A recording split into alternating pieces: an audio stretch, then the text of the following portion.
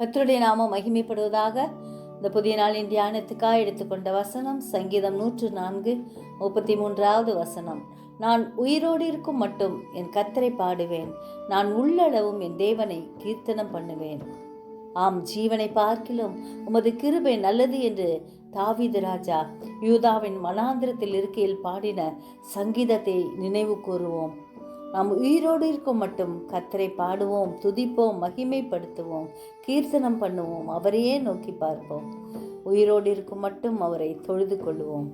மகிழ்ச்சியாயிருப்பதும் உயிரோடு இருக்கையில் நன்மை செய்வதுமே அல்லாமல் வேறொரு நன்மையும் மனுஷனுக்கு இல்லை என்று அறிந்திருக்கிறேன் என்று பிரசங்கி கூறுவது போல நம்மால் முடிந்தவரை மற்றவர்களுக்கு நன்மையே செய்வோம். நாம் நன்றியுள்ள இருதயத்தோடு கர்த்தரை துதிப்போம்.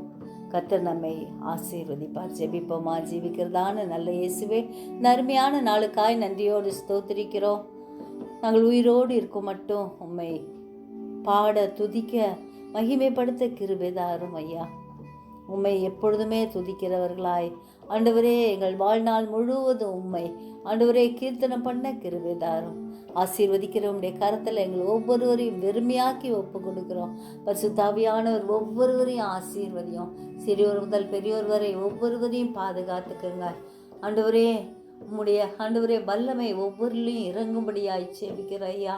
ஆண்டவரே, நீர் இந்த உலகத்தில் எங்களுக்காய் தோன்றினேன் ஆண்டவரே, ராஜாவாக வரப்போகிறேன். உண்மையே நாங்கள் நோக்கி பார்க்க எங்களுக்கு வேண்டிய கிருபையை அதிகப்படுத்தும், ஆசீர்வதியும், வழி நடத்தும், பலப்படுத்தும். கிருபை மேல் கிருபை தாரும். உடைய கரத்தில் ஒப்பு கொடுக்கிறோம்.